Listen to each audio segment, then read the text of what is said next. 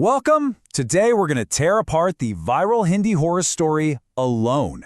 We're going to get right into the nuts and bolts of what makes it so scary, how it builds that incredible suspense, and how it delivers a twist that honestly is just unforgettable.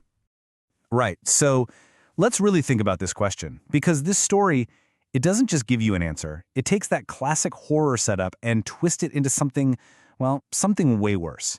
It's not about what might get you in the cabin. It's about what the cabin might turn you into.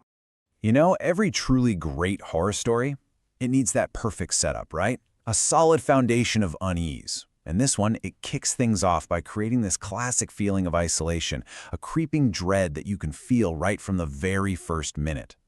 So let's meet our guy, Arjun. He's a smart man, a researcher, a man of logic. And he's decided to stay in his family's old remote cabin, way up in the mountains. The one place everyone warned him to stay away from. You can already feel the tension, right? But the real kicker, the little detail that's just off, there's a photograph of a total stranger hanging on the wall of a cabin that's supposedly been locked up tight for years. And right there, that's the classic conflict, isn't it? Our hero, this rational, logical guy, is immediately put at odds with the supernatural vibe of this cabin. He's a man who trusts facts, but he's been dropped into a place that seems to play by a totally different set of rules. That conflict is really the engine for this whole first part of the story. Okay, this stage is set. Now let's get to the good stuff, the rising action. We're going to see how this story just masterfully turns up the heat. It doesn't throw a jump scare at you, it builds the tension, one terrifying step at a time, pulling us deeper and deeper into Arjun's nightmare. Just look at how this progresses. It's so brilliant. The threat starts as a distant sound, then it becomes physical with the footprints, then it's a sensory violation, that cold breath, and finally it's direct, intelligent communication from right under his bed. Each step gets more personal, more invasive, just systematically destroying his sense of safety. And all of that build-up brings us here, to the story's terrifying peak. After everything he's been through, Arjun is finally forced to face the source of all this horror. It's that moment of pure, undiluted dread. And this line, wow, this is just genius psychological horror. The warning itself, coming from this pained voice under his own bed, is almost as scary as the monster. It forces Arjun and us to imagine the horror before we even get to see it. It's just a perfect moment of suspense.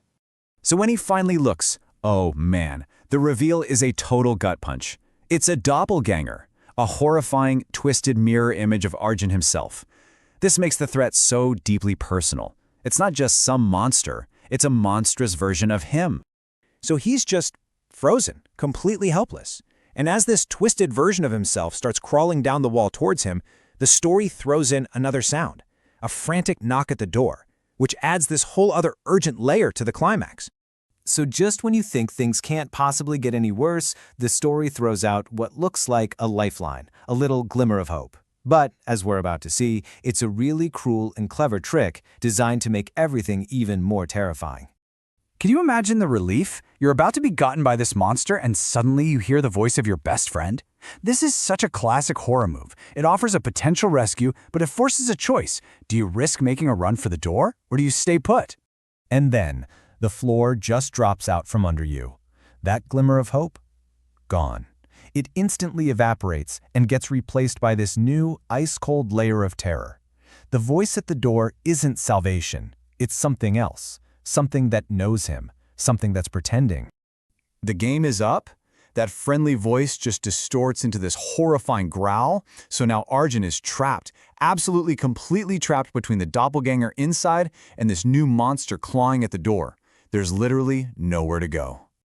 But see, the story doesn't just end there, with him getting caught. No, the real ending, it's so much more sinister. It wraps up with this chilling revelation about the true nature of the cabin's curse. Right at the peak of all this chaos, everything just stops.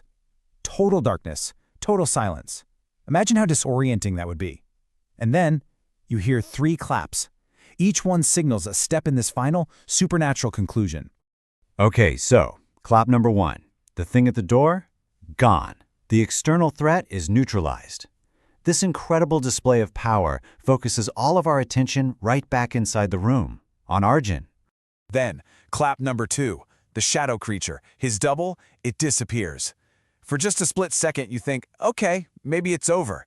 It's this tiny, false sense of relief right before the final horrifying twist. But that third clap? That's not for him. That's the one that seals the deal. It's the sound that finalizes his whole horrifying process and reveals Arjun's new, terrible reality. And this is the true horror of the story. He wasn't just haunted, he was replaced. He has become the very thing that was tormenting him. Now he's the one stuck to the ceiling, watching a new, unsuspecting version of himself sleeping in his bed. And suddenly, it all clicks into place, doesn't it? That mysterious photograph from the very beginning, the title of the story. The real horror isn't just dying, it's being trapped in this endless, repeating fate of being alone as the monster, forced to haunt the next victim in a vicious, unbreakable cycle. And that's the thought that really sticks with you. The story is over, but the cycle isn't.